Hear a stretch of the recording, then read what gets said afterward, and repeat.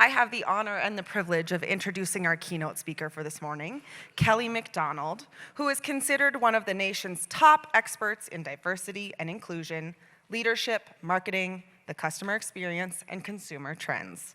Her client experience includes brands such as Toyota, State Farm, NASA, Kimberly-Clark, Nike, Harley-Davidson, Great Clips, Miller Beer, Sherwin-Williams.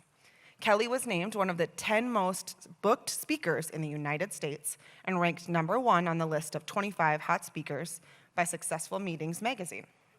She has been featured on CNBC, in Forbes, Inc. magazine, Business Week, CEO World, Fast Company, and more. She is the author of 4 best-selling books. Her newest, It's Time to Talk About Race at Work, Every Leader's Guide to Making Progress in Diversity, Equity, and Inclusion, is one of the top best-selling business books in the United States. Kelly lives here in Denver, and when she's not on the road speaking, she enjoys boxing, watch out, and not kickboxing, true boxing, and shopping for high heels. She's also learning to play the cello. Please help me welcome to the stage our keynote speaker, Kelly McDonald. So before I begin, we're going to have a really great time this morning. I want to tell you that I do about 75 or 80 speaking engagements a year, and my life is very much like what it was last night, where we're at a reception, and I'm mingling with people, many of whom I'm never ever going to see again in my life. That's just the reality of it. And so it's easy to feel a little bit like an outsider because all of you know what you're doing, and you all work with each other and your peers and all that kind of stuff. And then there's like someone like me. I want to tell you that you made me feel so welcome last night. Thank you. I wish I could have met everybody, but I was not able to meet everybody. I tried to talk to everybody, and as many people as I could. But here's a few of the people that I met. I met Ann from Nebraska. There she is. All right. I met Colleen in a tutu from McKinney Prosper. I met the Alabama peeps. They're at the coffee shop. I love that. Just let them know they had a shout out that they missed. Okay. I met the El Paso peeps. Oh my God, you're in the front row. I met them as I was walking in last night and checking into the hotel, and they're heading out, and I'm like in leggings and a ratty t-shirt, and I'm like, I'll look better tomorrow. I met the Columbia, South Carolina team. 3 locations, right? 2, whatever. Okay, so wrote that down wrong. I was asking them about that, and I was like, so where's your location? They're like, we have 2. Okay, all right. New Orleans. And Minot, North Dakota. For any of you who are struggling to pronounce Minot, which is spelled M-I-N-O-T, the phrase in Minot is, why not Minot, right? All right, thank you very much for that nice introduction. Okay, so, Allie, there you are on the Jumbotron. Take a picture of this moment if you haven't already done that before I click, because I'm going to click in like 2 seconds. And 1, and 2. All right, so I want to start by asking you for 3 agreements for today, okay? This is what I'm going to ask of you. I'm going to ask that we come to these agreements, and the first one is have an open mind, all right? And the second is engage with me and engage with each other. I have some interactive exercises for you. I'm not going to just stand up here and, present 45 slides with my graphs and my charts and blah, blah, blah. We're going to have some fun. And also, play along with me and with each other, okay? Because I'm going to give you some things to do that are kind of fun and playful in the spirit of the 4 Ps last night, right? They were talking about the 4 Ps, and the last one was play. So do we have an agreement? Okay, all right. So we're talking about how to work with and lead people not like you. And the first thing I want to do is just set the table with a little bit of, not too much data, but this is an important one. The census comes out every decade. Once every 10 years, we count up every single person in this country, and we get a very clear snapshot of what our country looks like. And I think it's a gift, and we as taxpayers paid for this, right? So it's like really important. So one of the things that nobody knows about is that the census has been tracking diversity for 5 decades with what they call the diversity index. And all it means is if I grab any 2 people at random, anywhere in the country, what's the likelihood that those 2 people will be of different races or ethnicities? Okay? So that's all it means. So in 1980, if I grabbed any two people at random anywhere in the US in 1980, I had a 34% chance that those two people would be of different races or ethnicities. Or in other words, I had a 66% chance that they were going to be of the same race, probably white. But look how fast it's changed. In just 5 decades, we've gone from a 34% probability to a 61% probability. So there's 2 macro trends that are going on this very simple slide. The first one is we're becoming more diverse. That's clear. The second one is we're becoming more diverse more quickly. So in the first 10 years, from 1980 to 1990, the diversity index moved by 6 percentage points. Then in the next decade, 7 percentage points. Then 5. But in the last decade, the diversity index moved by a whopping 9 percentage points. This is not a fad, it's a trend. The difference between a fad and a trend is fads come and go, like fashion. Trends don't come and go, they're shifts. And once they shift, they rarely shift back. And that concludes my presentation. Thank you. No. All right, so I want to talk about diversity. The one thing I don't care for about that chart is that the census defined diversity as race and ethnicity, all right? So I personally think that diversity is much broader than that. But let's start with what I call the big 5. And this is what most people default to in their minds when you say diversity. This is what most people go to. They go to race. And folks, there are only 5 races: Black, white, Asian, Native American, and Pacific Islander. That's it. Everything else is an ethnicity, all right? So, for example, Hispanic is not a race, it's an ethnicity. Middle Eastern is not a race, it's an ethnicity. These are the 5 races. So everyone on the planet falls into one of these, or if you're blended, then you have, you're you're biracial or multiracial. Then there's ethnicities, such as Hispanic and Middle Eastern. Age and generational differences, right? So we have young and old, and millennials, and boomers, et cetera, and Gen Z. And then we have gender, and we have, of course, women and men, and gender fluid, non-binary, trans, et cetera, and sexual identification. So this is the big 5. So when people started talking about diversity, I don't know, let's say 20 years ago, this is where it started, right? Like race, ethnicity, age, gender, sexuality, right? LGBTQ. But my definition is much broader than that. My definition is any way you can be different from me. So let's see. Not you, ma'am, right there with the blonde hair. Yep. What's your name? Mary. I'm Kelly. Mary, do you have children? Okay, you have children. I don't. We're both white. We're both women. So I can tell you're younger. Don't be a hater. Just go with me, okay? So we're both white. We're both women. Let's say we're the same age. Go with me. Okay. And we live in the same zip code. And let's say we even make the same household income. On paper, you and I would look the same, right? White, women, zip code, age, income.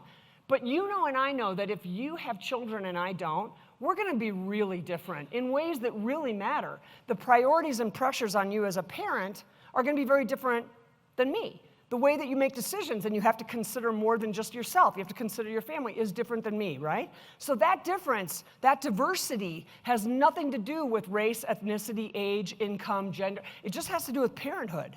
So here are some ways that you might not have thought about diversity, and I want you, as we go through this presentation, to think about diversity in whatever way makes sense for you.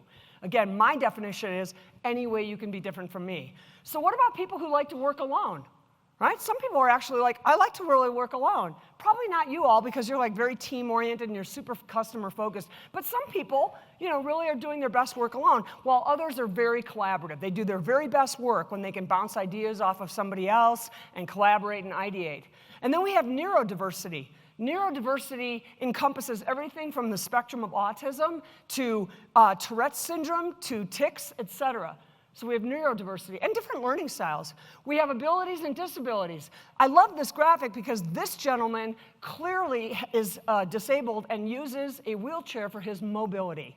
But my husband is severely hard of hearing.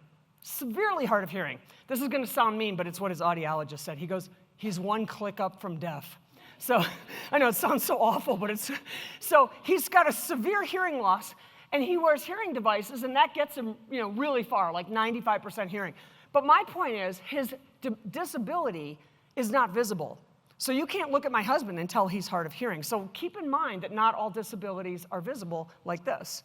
And then what about people who like to express themselves with their style of dress, their hair, their different colors of hair, their piercings, their tattoos? I saw all of you last night expressing yourselves, wearing your orange, but many of you have so many different ways of expressing yourself. I think you got interesting hair in the back there, right? Very back there.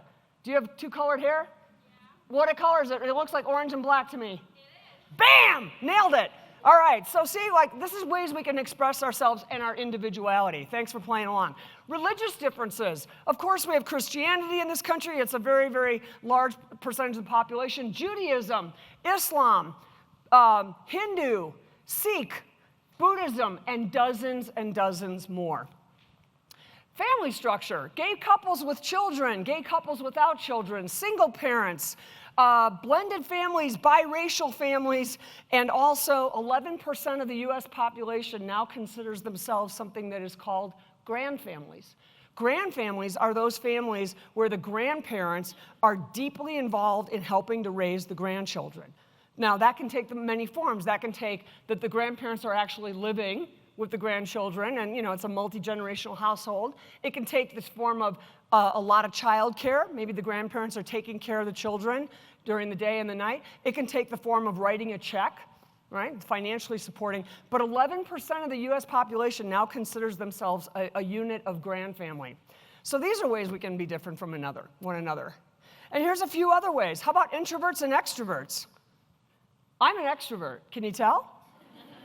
My husband is an extreme introvert. He hates people, okay? So seriously, the doorbell rings and he's like, can you get it? Yeah, I mean, he would be a hermit if I let him. So we're very, very different.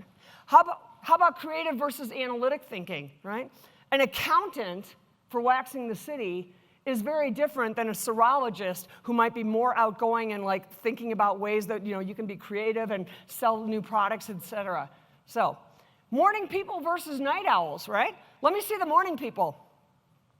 Let me see the night owls. Oh my gosh. Good thing that waxing the city is open till 8 o'clock at night, right? No, I'm not kidding. You night owls don't even get rolling till 11, right? You're like, well, I'm not even awake till then, yeah. All right, generational differences and perceptions of good service. My 86-year-old mother, her idea of great service would be to come to waxing the city and have an appointment with a serologist that would go on for about 2.5 hours.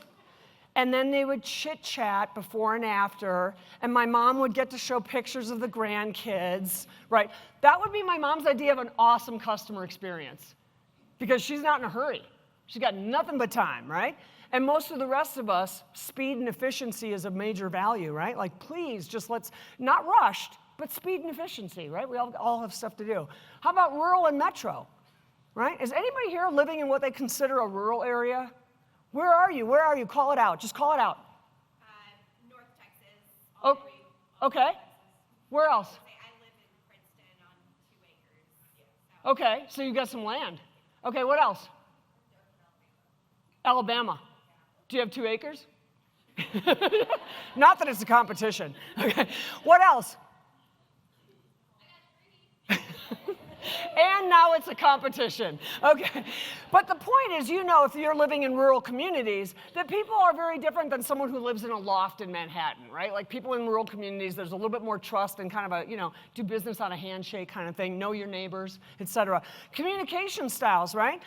Some people really prefer the face-to-face thing. I use the example of my mom. She would totally prefer that. And other people are like, why do I even need to talk to you face-to-face? Why can't you just text me, right? And of course, the big one, Apple people and Google people, right? Diversity, people.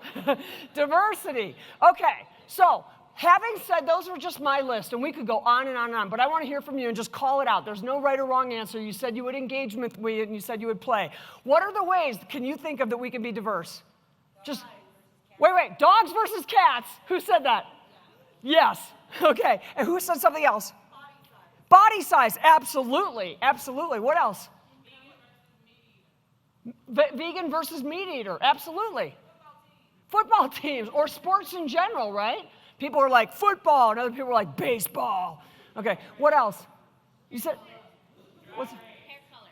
hair color? Absolutely, expressing yourself with different hair colors or having hair colors naturally. Wait. Well, who won? Let's go back to Drag Race. Okay, versus what? Versus sports. Okay, so watching drag racing on TV, like, okay, gotcha. Like, let's call it a pastime, okay? What else was over here? Music, absolutely. Different music styles, different music genres. Anybody play a musical instrument? No matter how badly, okay? Let me see. Okay, so what? Well, I thought we were talking about musical instruments, but now we're talking about booze. Okay, fine. My point is with musical instruments that I can say how many people play a musical instrument, but I bet if I actually called you out, and I don't want to take too much time on that you would all play different instruments, right? One might be piano, one might be guitar, whatever. So even within that genre, we have different diversity. What else? Reality TV versus news. Yeah, okay. Yeah, news is real life. Reality TV is escapism. Yeah, what else? TikTok FYPs. TikTok versus what? No, TikTok FYPs, your For You page. Yes. Okay, there we go. Yep, absolutely. What else? Single and married. Uh-huh. Books versus movies. Books and movies. Meek versus aggression. What versus aggression? Meek. Someone who's meek versus someone who's very aggressive or assertive. We would go there. It's a little judgy. Okay. It's a little judgy. Okay. Meek versus. Okay, what else? Hybrid versus gas. That's a new one. Thank you. I'm going to use that. What else? Y'all versus you guys. Totally. Who said that? Oh my gosh, I'm originally from Milwaukee, Wisconsin. I lived for 26 years in Dallas, which is where I met the Northwest Highway location. And I moved, and we always said, you guys. And then I moved to Dallas, and people were like, y'all. And I'm like, oh, how cute. Do you really say that? And people are like, but you say you guys, and you're talking to women. And I'm like, no, it's like you guys, right? Like you guys, all of you. And they're like, but why are you saying guys? And so it was like a little bit of a friction point. Anyway, what else? Apartment versus house, or renter and owner, right? What else? Netflix versus Hulu, absolutely. Okay, so my point is, you get the point. We could go on and on and on. I actually did this exercise one time with a team, and they said smokers and non-smokers. And I was like, huh. And they said, no, hear me out. It was for like Nationwide Insurance or something like that. So one of these big corporate companies where they're not allowed to smoke in the building, of course, right? So this person said the smokers go outside a couple of times a day to have a cigarette. And what's happened is they have formed their own community of people who work for this massive company called Nationwide Insurance, and they would never otherwise even know each other. And a place like that has like 2,500 employees. So you got one person in the IT department, one in accounting, one in, And so they were like, they have formed their own community, and they get out there a couple times a day, and they're talking, and isn't it interesting that they've met people from all over the company, and the thing that unites them is smoking and taking smoke breaks together.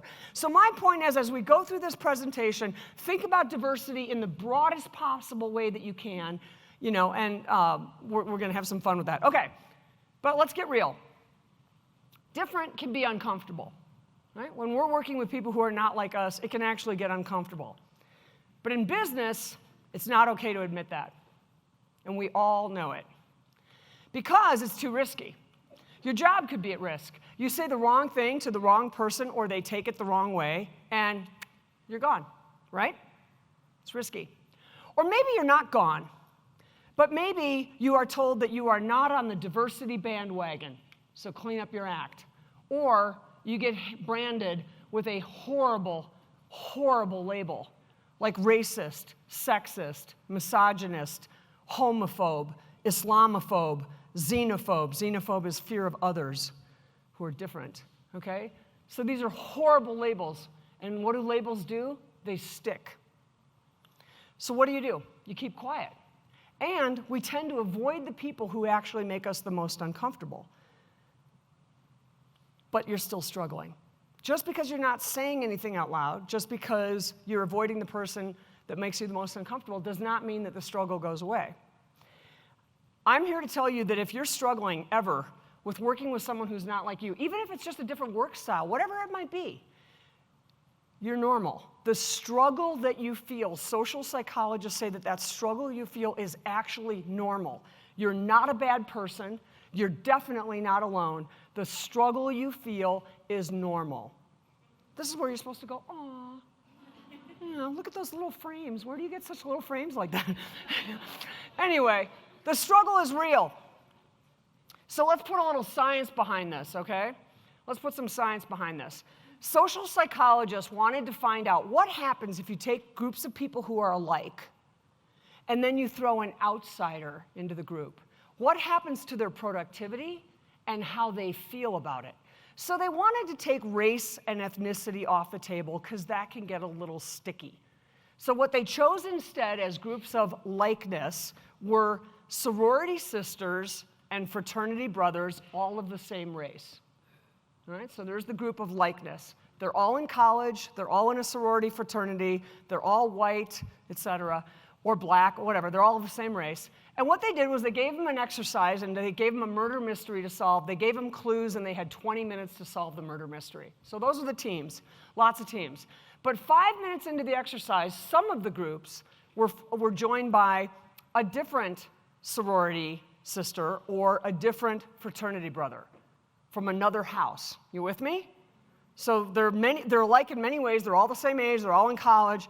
They're all in Greek life or whatever, but one's an outsider. So what happened? Well, you can see this coming a mile away. It's a no-brainer. Those that had the outsider solved the murder mystery better, faster, and more accurately, a significant percentage of the time. But that's not where it gets interesting. Outsiders made the team better. Adding the outsider more than doubled the group's chances of getting the right answer, more than doubled. If you were to look and talk to a statistician about that stat right there, 29% to 60%, a statistician would tell you that's almost statistically impossible. So it wasn't just a little bit better, it was a lot better. They solved the murder mystery better, faster, more accurately, a significant percentage of the time. But interestingly, when asked, how did you feel about winning? The winning groups were like, let me see. I'll take you, sir, in the yellow shirt. What's your name?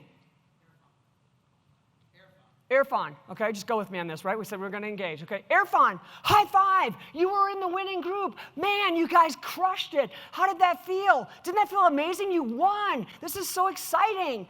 And Irfan would say, I had no idea we were even winning. It was so stressful. All we did was bicker. I couldn't believe we were making any progress at all. So the paradox is they won, but it didn't feel like winning. What it felt like was that it was harder. Working with diverse team members felt harder because it is harder, but it produces a better outcome. Demonstrably so. So I tell you this because if you are working with people who are not like you, whether it's your coworkers in your team or whether it's your clients, and it feels hard, you're not crazy and you're not doing it wrong. It is hard. That's why people don't like to do it. So hang in there when you feel that friction, when you feel that tension, and you're like, this is so hard. You're actually getting somewhere. Don't bail. Don't bail on it right then. Keep going. You're about to get to a really amazing outcome. So now an exercise with your table, all right? Not kettlebells, no. Bells, sorry, kettlebells, yeah. All the athletes in the room are like, rookie, okay? So I want you to just sit, work with your table, and I'm gonna give you 4 minutes to do this. So this is not a long exercise, okay? And I want you to just talk or write down your preference or whatever. What do great employees, manager, and leaders do when they're working with all different kinds of people? What are the common denominators for both clients and coworkers? Go, you have 4 minutes. There's no right or wrong answer, just go.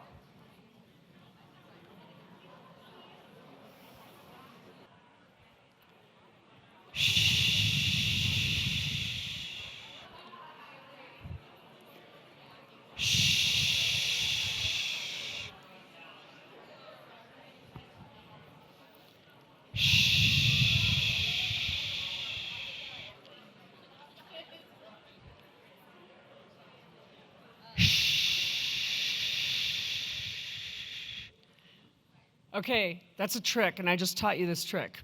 And it was an AV guy. I guess the emphasis was on the A, audio. who taught me this.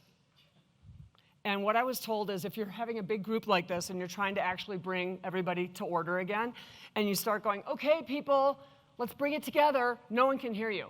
No one can hear me if I say that because my voice is at the same frequency as yours and it just blends in. But if I change the frequency and I go, shh, you can hear that above all else like you did. Many of you ignored it, okay? Doesn't usually go like that. Okay, but you can hear it above all else, and you can bring a room of 500 people to complete silence within a matter of seconds.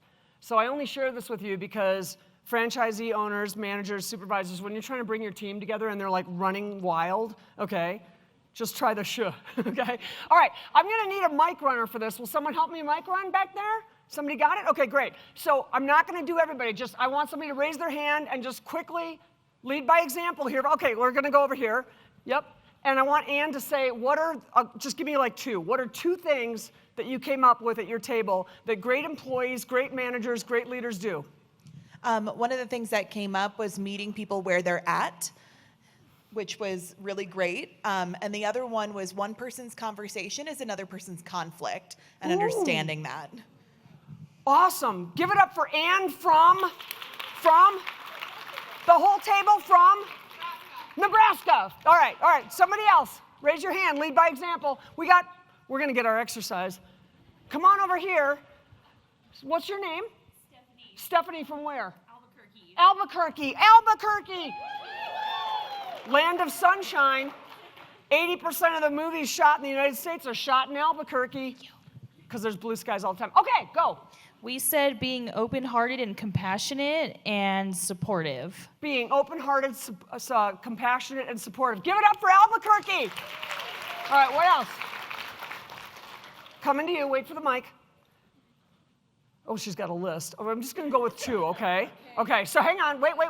Say your name and where you're from, where you with? Hello, I'm Jill. I'm Hi, from Jill. Prosper. In Prosper? Yes, Prosper, okay, Prosper, Texas. Texas, north of Dallas, right? Yes, ma'am. Just in case people don't know. Okay, go, Yes. Jill. So we said to put emotions aside and to give grace. Give grace. Yeah. Oh my gosh, put emotions aside and give grace. We're over here. Thank you. We're over here. Yep. Say your name and where you're from, even though I know where you're from, but I don't know your name. Hi, my name is Amber. I'm from Columbia, South Carolina, and we came up with inspire/motivate and producing quality results. Boom, outcomes, yes. Wasn't that one of the things that was discussed last night at the opening reception was outcomes. Awesome, thank you so much. Where else?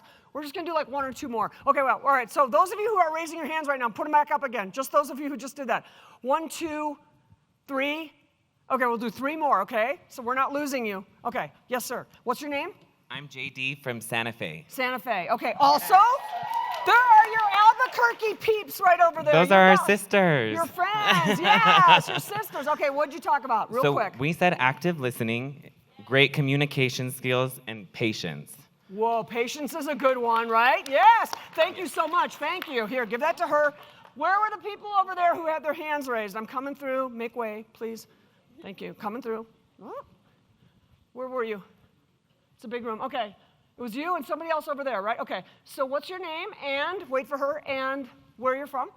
Kylie from Nashville, Tennessee. Love Nashville. Fun town. Very fun. We said acknowledging the differences and also understanding things from other perspectives. Boom! Acknowledge the differences. It's okay to acknowledge our differences. Our differences are to be celebrated, not ignored. And what was it? Understanding different perspectives. Understanding different perspectives, right? That's another way that we can be diverse. Thank you so much. Give it up for Nashville. Okay. I know where you're from. I'm Alicia from New Orleans. Alicia from New Orleans, yeah. All right. We put to actively engage and putting yourself in their shoes. Putting yourself in their shoes, also known as empathy, right? Give it up for New Orleans. Thank you. Okay. So I think what we have here is a really great list of adjectives that all of you agree on are important characteristics for an effective leader, manager, team player, et cetera, and franchisee. Okay, so now I'm going to share with you 8 ways to work with people not like you. I would like to eat that fruit. It's an apple and an orange combined. Wouldn't it be awesome? All right, so find common ground. The first thing is find common ground. When we're working with people who are different from us and they have different perspectives, Nashville, right? Sometimes it feels hard to find that connection point, right? Like we just don't get each other, okay? But everything can be connected. You can always, always find common ground. I will use absolutely anything as a jumping off point to connect with somebody. I see a man or a woman or a person wearing a Cubs hat, and I'll be like, you like the Cubs? Me too. Not really, but I'll just say it, okay? No, but it's a starting point of a conversation. Hey, that's a cool necklace. My mom makes jewelry. Where do you find your pieces? I hear you like fly fishing. Is that hard to learn? And, of course, if you've got nothing else, you can always go with, I wonder if they're ever going to fix the heat in this building. Are you as cold as I am? Or the AC or whatever. No, seriously, it's all about just finding that connection point, because once you have common ground, you can build on that. One of the most common ways that people find common ground is by asking about family, right? They'll be like, do you have kids? Right? Because that's a major, major bonding point. And then they kind of go, boys or girls, you know, or whatever. So the point is, the common ground is always there. You might have to work a little bit for it, but you will always find it. You could even like walk into the break room and be like, oh, your lunch smells so good. Do you cook? What's your favorite restaurant? I mean, it just can be anything. It's about breaking out and trying. Expect it to feel a little bit awkward, though. And here's why. Until you find that connection point, it is awkward. It's awkward. You got nothing to say to somebody. You're like, yeah, you know. But it will go away. That awkwardness will go away as soon as you find something to build on, and it's a conversation starter. Build trust. This is a major part. Every leadership book in the world, every management book in the world will talk about the importance of building trust. But social psychologists have found that there's not one kind of trust, there are two. The first is called common trust, and common trust does not have to be earned. We give it to people automatically, even people we don't know. I would even say especially people we don't know. It's the kind of trust that when you're driving down the road, you have to trust that the person on the other side of the median is not going to cross the road and hit you head on. You don't know if that person's a distracted driver. You don't know if they're tired. You don't know anything about them, and you never will. You just have to have faith that they're going to stay in their lane. When you get on a plane, many of you flew here. How many of you flew here? Almost everybody. When you got on a plane to come here, you had to trust that your pilot was well-rested and well-trained.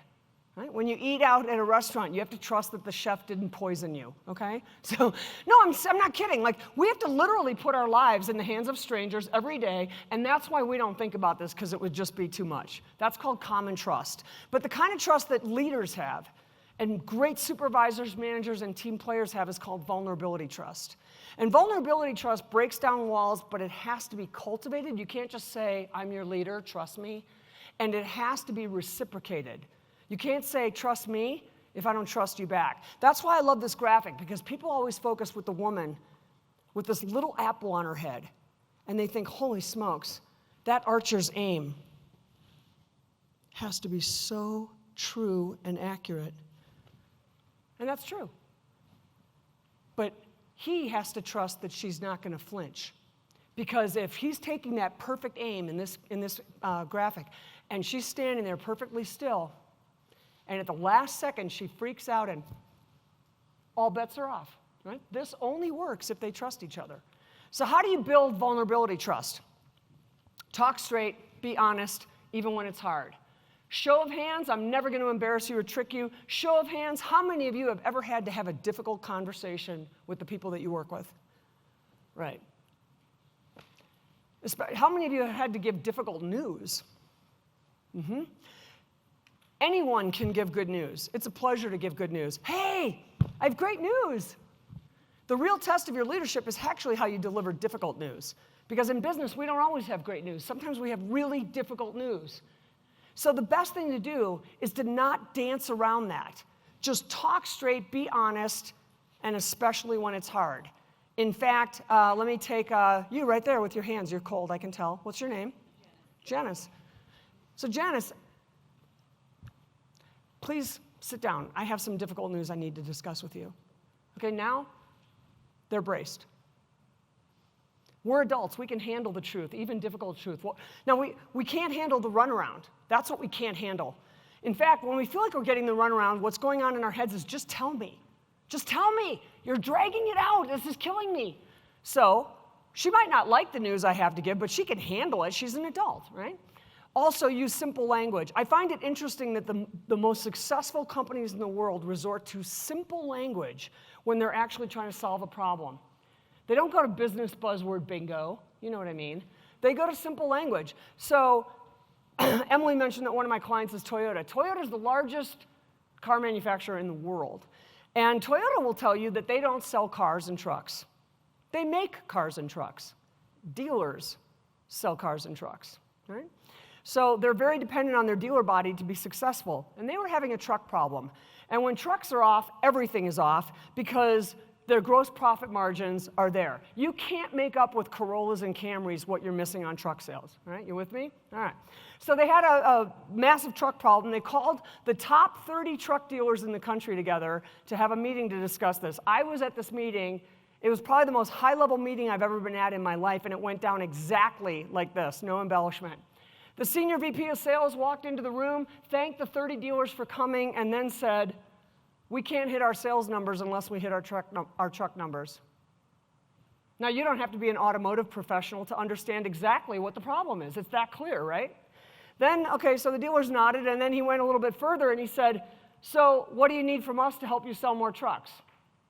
Well, the dealers put their heads together for 20 minutes and came up with a list that's really not rocket science, okay? It's just the normal stuff. We need more of it. But the point is, there were no graphs, there were no charts, there was no business buzzword bingo. This entire meeting lasted 40 minutes and started with, "We can't hit our sales numbers unless we hit our truck numbers, so what do you need from us to help you sell more trucks?" The reason that this fosters trust is because when you speak that clearly, there's nothing to hide behind. Nobody's going to walk out of a meeting like that and go, "I wonder what they meant by that," right? What do you think they were trying to say? It's so clear. You can trust that. It fosters trust because I understand what you're saying. There's no tricks, there's no games. This is what we're talking about. Also, be aware that our differences are real. Whoever said celebrate our differences and different perspectives? Who was that over here? Somewhere? It was you and you. Okay, whatever. Nashville. It was Nashville, right? Perspectives, you said, right? So here's the deal. In this sort of kumbaya, we are the world, politically correct world that we're in, people are afraid to talk about the differences. I find this anyway. They're afraid to point out the differences. And I feel like our differences are our strength and they should be acknowledged, right? You said acknowledged. So our differences are real. Quick story. One of my friends, name is Scott.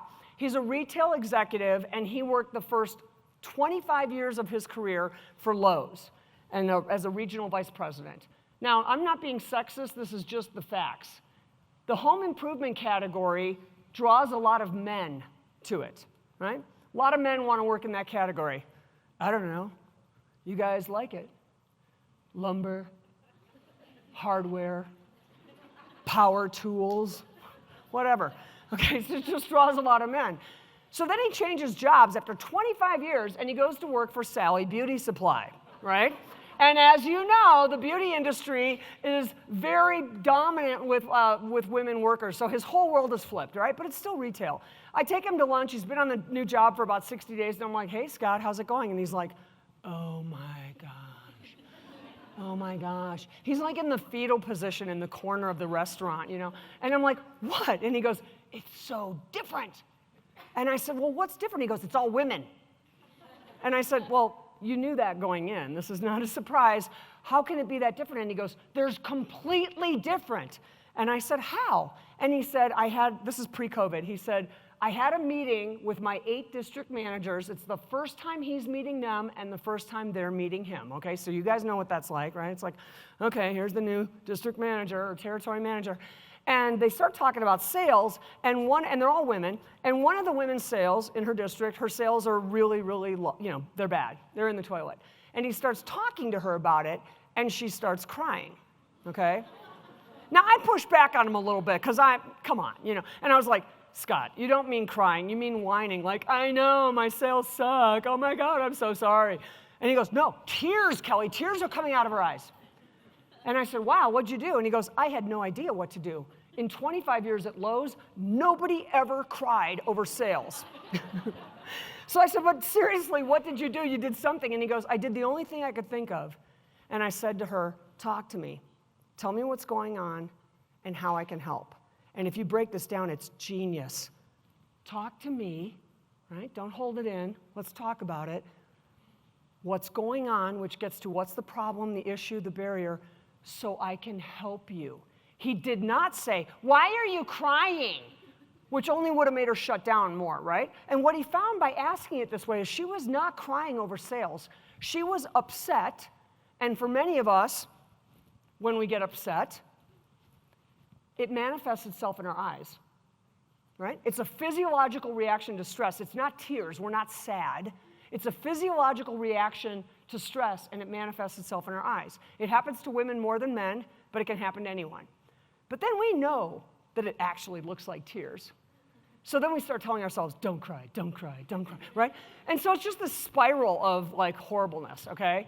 So what he found was that she was not crying over sales, she was upset because she felt like she was letting her new boss down. That's very different than crying over sales. So when he found that out, and when he learned that, he was able to reassure her and say, you're not letting me down. I've seen your track record. You're one of the strongest district managers in the whole country. I'm looking forward to working with you. But clearly something's going on in your district that's affecting sales, so let's figure out what that is. Let's talk about it. The point is, we are different. So the following 2 slides are going to change your life. Right now, if you drifted, good time to come back, okay? Working with females. This is science, folks. I'm not making this up. With females, females value a lot of choice and expansive options. We are not overwhelmed when we're given lots of options. In fact, we actually feel empowered. I can look at 175 different colors of jackets, and I know I want this blue one, and I know it because I looked at 175, and that's the one I want. I'm completely confident in my decision because of the expansive options. Males, on the other hand, want their choices simplified. So, I always say I'm sorry for you guys because your clothes only come in 3 colors, all right? Pretty much black, navy, khaki. I know we're rocking a lot of orange here today, but pretty much black, navy, khaki. And all kidding aside, the magic number for males is 3, not 2, not 4. It's 3. This is science. So fun fact, males buy more electronics than any other group. More flat screens, tablets, phones, cameras, you name it, okay? All electronics. The majority purchased by males. Haven't you ever noticed that when you go shopping for electronics, all of the pricing is done in groups of 3? Even stuff that's not electronics that is heavily marketed to males, like tires, grills, lawnmowers, the pricing is always done in groups of 3. Why? Because it works. So here's how you might use this at Waxing the City. You're selling product, and you have a female customer and client, and you might say, let me show you all of our newest products. We have a great lineup for the fall. It's absolutely awesome. Let me take you through, based on your needs, everything that would actually help you. Let me walk you through this. And she will be patient with that. In the same scenario with a male client, you might say, we have so many new products for this fall, super exciting. They're all top of the line. But let me share with you our 3 best-selling products, our 3 newest products, our 3 high-performing, whatever it might be. You get where I'm going, right? Narrow it to 3 for males.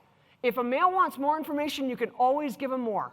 But you'd be amazed how far you can get with 3. Now, you're all in sales. You're all very good at this. Part of this is reading the room. Okay? Adjust. Adjust to your audience. So for example, as you might have known or could tell, I'm a little alpha. Okay? I'm a little alpha. This whole take me through everything would not work on me because I would be too impatient. I'd be like, okay? I would want the 3. And my husband, who's incredibly patient, very meticulous, very thorough, would absolutely want to know everything you've got. So we're different from this generalization, okay? Read the room, okay, and adjust. This works for this is a majority, stereotype generalization, but adjust as needed. So I spoke with Amy Meneses, of the owner. There she is. Stand up. She's the owner of the Northfield Salon in Denver, Colorado here that I go to where I met Allie, all right? So I was talking to Amy and I was asking her for her insights on sales and how to grow business. And I just gave you a tip about males and females, but she added to that and she said there's no magic wand, but there is a method. And the method works. Anytime you ever encounter a method, it's been thoroughly tested to be effective. You don't have to guess about it. The method is the method. So this is the method. And she said if you skip the procedures and don't do the method, it hurts your business. So you have a proven method. This is a huge asset for all of you at Waxing the City. A huge asset. And that is the 5-step close. You know this. Greet by name. Do you know what the next one is? Evaluate the client in the room. Do you know what the next one is? Call it out if you know it. Recommend product, rebook the client, and hand out business cards and ask for referrals and do it this way. I would like your help in building my book of business. I'm going to get to this in just a moment, but asking for help is incredibly powerful. Not just like, if you know anybody, refer. I'd like your help in building my book of business. Thank you, Amy, for the part about the method. It was really insightful. So give Amy a hand. She spent 30 minutes on the phone with me, and we talked about a lot of things, but that was what I locked onto because methods work. Don't deviate from the method. There's no reason for you to. The method's proven. Elizabeth Leday in New Orleans, where are you? Over there. Stand up, Elizabeth.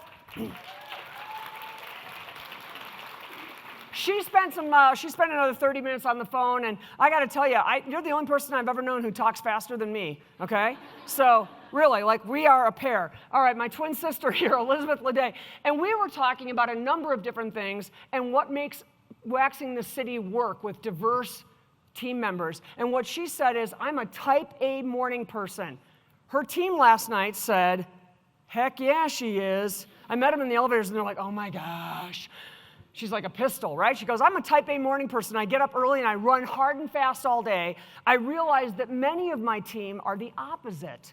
They stay up late and they're true night owls. Would you agree? All right. So that could be a point of friction for a lot of people. And she said, but by 5 o'clock, I'm done. Stick a fork in me. I'm totally out of gas. And they pick up where I left off. I've learned that our differences are an asset. We build on each other. So when Amy's leaving and she's like, you guys have a great night, they've got it. So those differences don't have to be a friction point. They can build on each other and be a more effective team. Give it up for Elizabeth. Thank you for talking to me on the phone. And she said, we have to meet people where they are. And who was the one who said that about great leaders? Somebody said exactly that. Who was it? When I said, what a great, at your table you were talking and you said, meet people where they are. Okay, whatever. Okay, so meet people where they are. Meet people where they are. This is the strategy number 5. So I want to give you an exercise right now. You've been very patient. You've been sitting for a little bit. Here's what I want you to do. This is about learning the why of our differences. We all have differences. We've talked extensively about that. But I find it interesting to find the why behind it. And I do not mean in a judgy way. Oh my gosh, why do you like dogs better than cats? Ew, what's wrong with you? Okay, not that. It's the, tell me about your love of dogs. Okay, it's the why. We're going to get to the why. And we're going to respect those differences, not downgrade or denigrate or anything like that. People are different. That's all there is to it. So find someone you don't know at all. You have to get up and you got to go find somebody, introduce yourself, and start talking about one thing that you don't have in common. You're going to keep talking until you find something. Now, I'm going to give you 4 examples here. Please don't use these, okay, because this is too easy. But I'm going to give you 4 examples. They like dogs and you like cats, or vice versa. You like lifting weights and they like swimming or running. They like to cook, you don't. They like movies, or you like books, whatever, okay? Just go find somebody, introduce yourself. You have 4 minutes on this, so don't dilly-dally, and go find out, wait. Go find out what's different and why. And ask that why respectively. Tell me why you like books so much better than movies. What's in that for you, you know? Go, but don't use these. Go find somebody.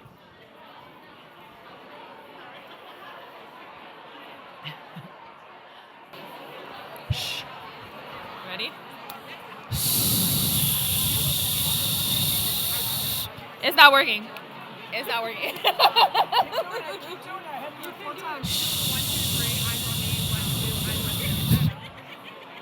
They don't care. I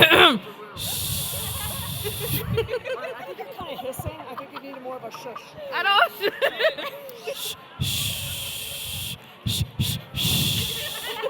Now you sound like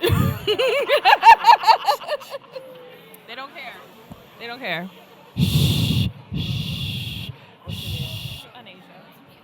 Give it up for Anisha, who tried valiantly 7 times to shush you. All right, so I thank you for your participation. Wasn't that interesting? Was it fun? Did you engage respectfully? Did you learn something about why the other person cares about what they care about or whatever? Maybe it gave you a new insight, like, I never thought of it that way. That's what the power of diversity and inclusion is. So, I'm not going to ask you what y'all talked about because we would be here till midnight, and you know it and I know it. So, agree to disagree. I'm from Milwaukee, Wisconsin originally, and my parents taught me manners, and my brothers and sisters, they drilled manners into our heads.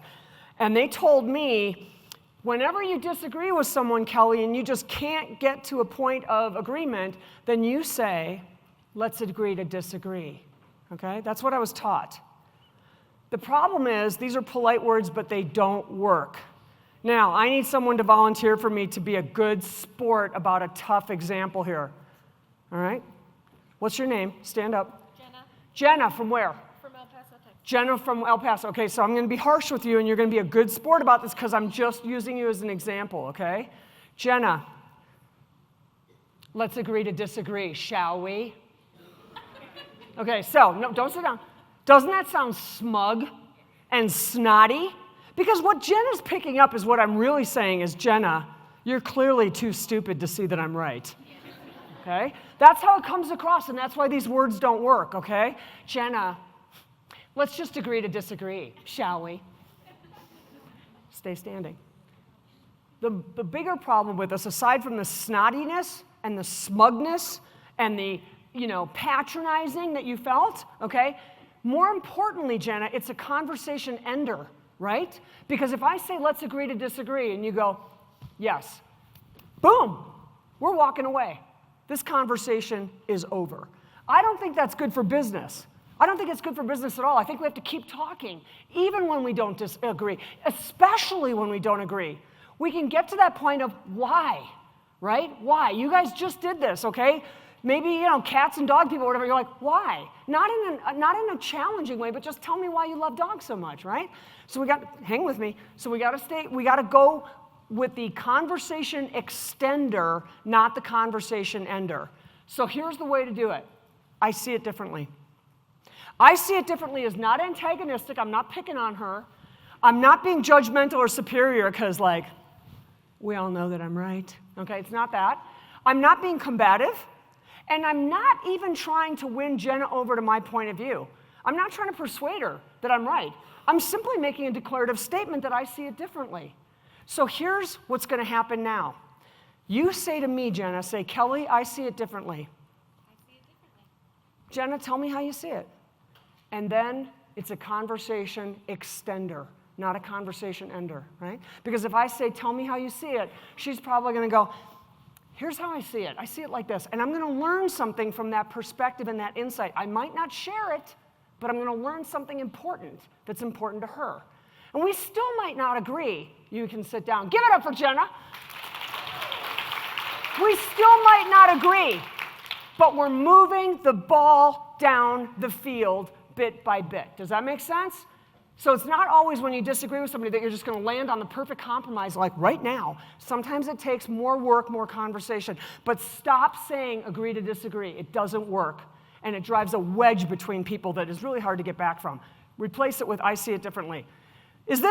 I love this graphic. Is it 606 or is it 909? It's both. It depends on how you see it. It's possible for two people to look at the exact same thing and see it differently. So just keep that in mind and go for the why behind. Not in a challenging way. Oh my gosh, why do you think that, Jenna? No, not that, okay? Jenna, tell me more about that. Tell me more. All right. Nobody wants to talk about this, but I want to talk about it. I think it's really important. Sometimes people say the wrong thing. You're going to do it. I'm going to do it. Your team's going to do it. Your family's going to do it. Thanksgiving is coming. Right? Yeah. Uncle Eddie, always inappropriate. Anyway, yeah, sometimes people say the wrong thing. And they say it out of thoughtlessness, carelessness, or ignorance, not because they're mean-spirited and trying to hurt. I do believe that when someone is trying to hurt us, we know what that feels like and we can tell it. We can see it, right? Like, okay, you're just trying to zing me? Okay, I see your meanness, all right? But a lot of times, the offense comes from an innocent remark that is not okay, but it was not done with a mean-spirited heart. So I'm going to give you 3 examples. My friend Amber is a young female black attorney in Kansas City. So she had to go do a deposition with another attorney, and that attorney is in Salina, Kansas. Does anybody know where Salina, Kansas is? Yeah, like 10 of you, okay? No, and this is okay because it's a very small town. Those of you who raised your hands, let me see you again real quick. Okay, so would you agree that Salina is very small, very rural, very white? All right, so there's probably not very many, if any, young women, black attorneys in Salina. So she says, you know what, I'll come to you. You don't have to come to Kansas City, I'll come to you. So Amber walks into the other attorney's office, and the receptionist behind the desk, as Amber tells the story, is 108, okay? She's 108, and Amber says, I'm Amber Fitzgerald. I'm here for the deposition. And the woman says, oh, well, you can just wait for your attorney right over here. And Amber said, no, I'm not the defendant. I'm the attorney. I'm Amber Fitzgerald with McCormick, Simmons, and Fitzgerald. I'm the attorney. And then the woman said, oh, I didn't know they let paralegals do depositions. So she's telling me this, and here's what I'm doing. Clear! Okay? I'm like, oh my gosh, Amber, what did you do? Oh, I would have gotten up in her face and given her a piece of my mind. I would have said you're racist and sexist and ageist, and on top of that, you're an icky old lady. That's what I would have said. And she said, you know, Kelly, I could have done that. But she's 108, okay? But her point was, this woman was so old that she was like, when she started working, women were not in the workforce. And if they were clerical, right? So the paralegal comment, they were clerical. She said, I really don't think she was trying to hurt me. I think she just said the first dumb thing that just blurted out in her frame of mind, in her perspective. And I said, wow, you're a better person than me. What'd you do? And she said, I reached into my purse. I gave her my business card with a huge smile on my face. And she said, I'm Amber Fitzgerald. I'm the attorney for the defendant. I'm with Fitzgerald, McCormick, and Simmons, or whatever, and I'm a little early for this deposition, so I'm just going to sit right over here and wait for my client. And she said this woman knew exactly what she had done and was mortified. Absolutely no. She didn't mean to be mean. She said the wrong thing. So she gave her a little grace. Who said grace? Yes, you were a perfect setup for this because you said give people grace. You can tell when someone's trying to hurt you. This was not that. This was 2 insults on top of each other, but not meant to be that. And she was horrified. If somebody's trying to hurt you, they're not horrified when you point out what they said. So she brought it back to business and simply talked about business and went on from there, and this woman could not apologize enough. Itron, if you have heat in your home, go look at your meter when you go home. Chances are it was made by Itron. They're a group of technology engineers that make heat meters. They're global. They have 20,000 people all over the globe working. And so I was doing this presentation for them, and I was talking to the VP of HR, and she goes, thank you so much for talking about this. And I said, why? And she goes, well, you know, when you're a huge global company like us, every time somebody says the wrong thing to the wrong person in the wrong way, we get sued for $70 million.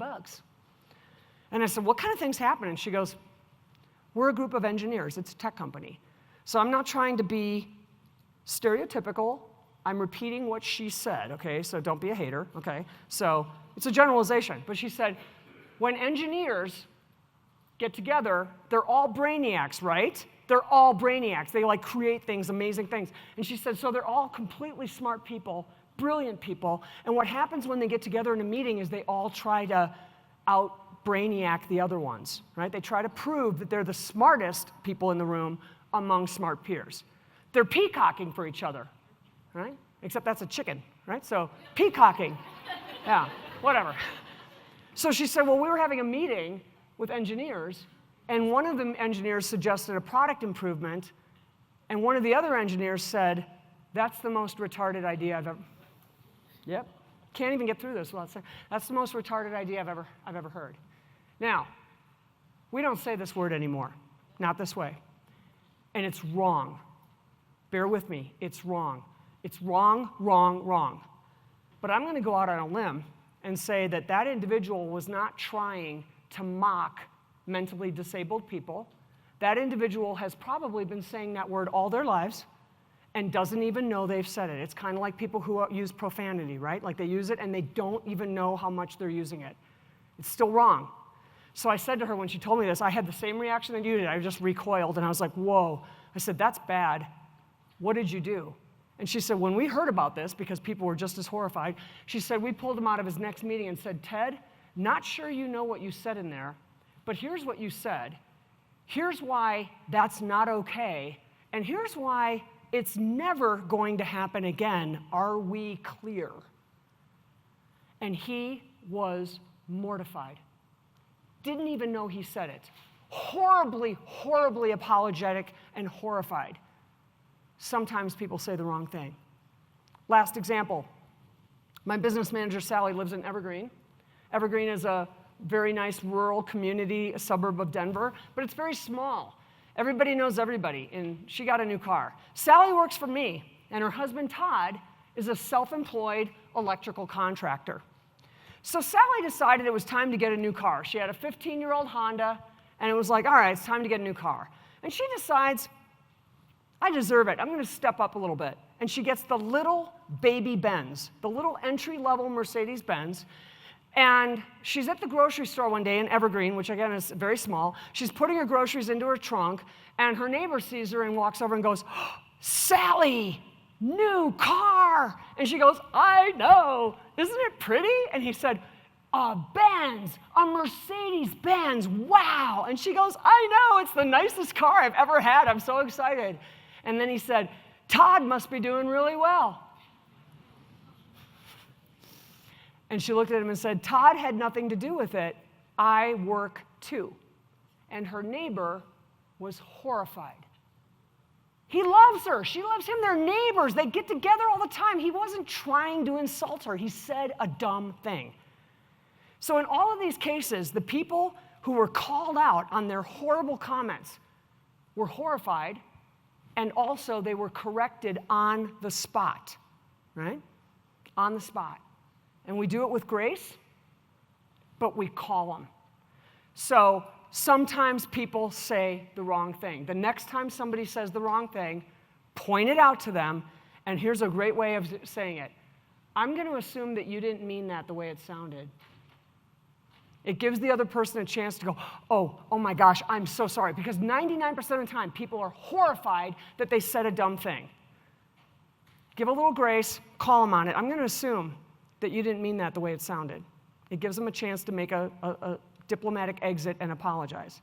All right, lastly, I need your help. Stop saying, can you help me? And replace it with, I need your help. And here's why. Can you help me is a yes or a no question, and you can get a no. So I need somebody else with a really good sense of humor who's going to play along with me here. Who's going to volunteer for that? All right, come on up here. Quick. Sorry, quickly, my grammar teacher. And I'm sorry, what is your name again? Jill. Okay, just stay there, Jill. All right, so Jill and I are working together, right? So Jill, I want you to say to me, Kelly, can you help me? Kelly, can you help me? I would love to, Jill. I would love to, but I can't. You know, I love you like a sister, and I would run through walls for you, but I have to get these numbers to corporate, and you know how they are when they don't get the numbers on time? Like, okay, so I would love to. I would help you out in any other situation. I really would, but, you know, 3 o'clock deadline, like, can't. I was super polite and diplomatic, and I actually had a legitimate reason for saying no, still stay there, to Jill. But still, she still got a no. I had all the reasons in the world, and I was nice about it, but she still got a big, fat no. So here's a better way. We've never met before today, so just go with me on this. Just trust your instincts. Jill, I need your help. You say, yes, ma'am, what can I help you with? What's going on? What do you need? How can I help? What can I help you with?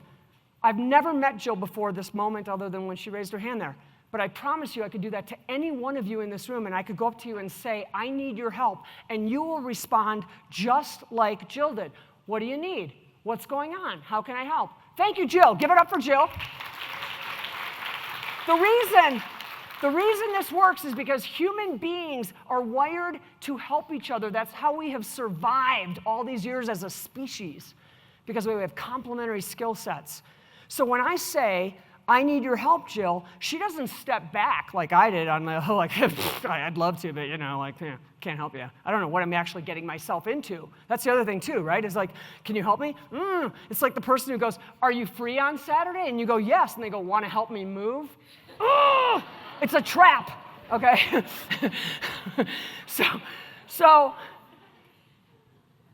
I need your help will work for you every time. Try it with your kids. Try it with your family. Try it with anybody. I need your help opens doors where can you help me can be a slam door with a no answer, no matter how legitimate it is. No one will ever step back from that. In fact, they'll do exactly what Jill did. I need your help. What do you need? How can I help? What's going on? And then the most miraculous part about it is, even if I am not the person that has the information that Jill needs, no, let me switch around. Even if Jill is not the person who has the information that I need, I just asked her for help. And let's say she doesn't have that information, but Allie does. So now Jill's going to get Allie on the phone, and she's going to say, hang on, I'm not the person who does that anymore, but Allie does. Hang on, let me just email her. Let me call her. Let me text her. Now she's helping me, even though she's just a connection point. She's not actually doing anything, but she's helping me because now she's an emotional stakeholder. This will never, ever fail you. Stop saying, can you help me? Say instead, I need your help. All right, how are we doing on time, Emily? Good, okay. This is the last exercise. Your turn. Work with your table. We're going to, 4 minutes, is that good? 3 minutes. Identify 3 things to do that will help you work with people who are not like you. In any way, there's no right or wrong answer. What did you either learn from today or whether pondered in your head and you kind of made the connection points?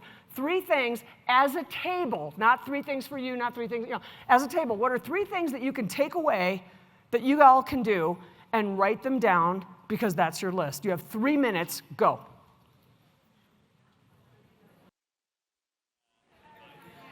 All right, you're going to bring them to silence, okay? And don't be doing it like a librarian, like, shh, okay? Just be nice about it. Okay, go for it. Shh.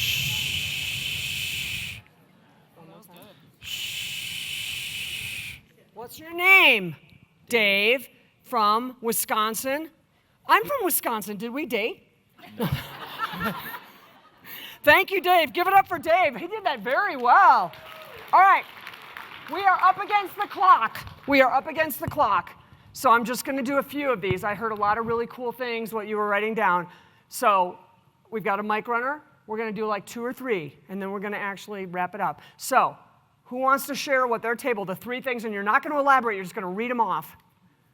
Lead by example, people. Come on, we're over here. Hold up. Okay, what's your name? My name is Cy. Hi, Cy, out of North Carolina. Yes. Yeah, all right. Yes. What did you talk about? What are your 3 things? We talked about everything, but our I know, 3 but things what are your 3 things? Find common ground. I need your help. People say stupid things. They do, and they also say the wrong thing. No, but people, and it's not intentionally meant to hurt, right? Understand that. Even though it might trigger you in the moment, you're like, ugh. Take a pause. All right, give it up for Cy. We're going to do 1 more. So I got this side of the room, I got there, and we'll come back to you. Okay?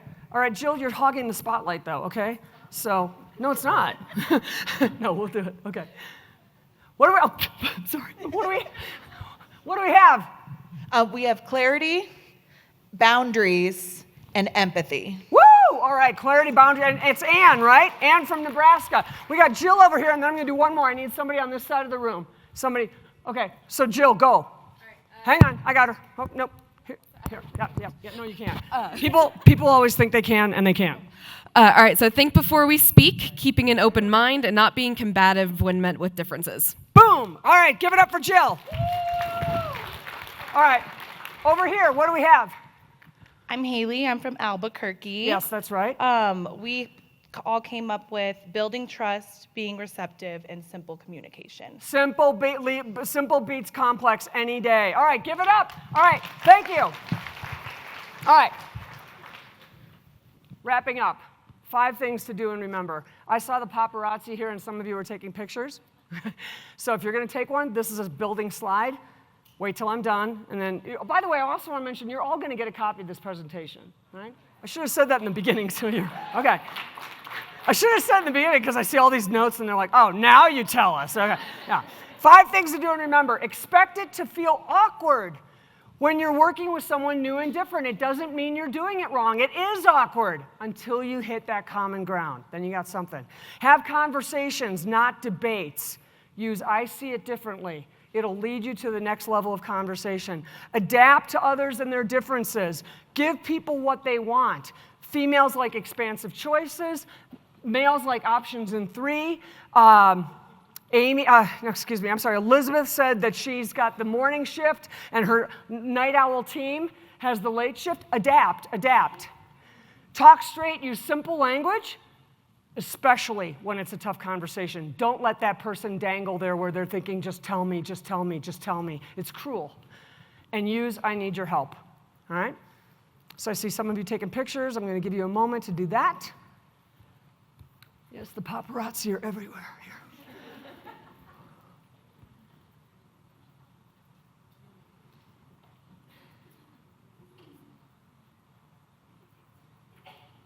Everybody got what they need? All right. I want to leave you with my favorite proverb. If you want to go fast, go alone. If you want to go farther, go together. Thank you very much. Thank you. Thank you. Thank you. Thank you. Oh, thank you. Oh, my God. Thank you. Thank you.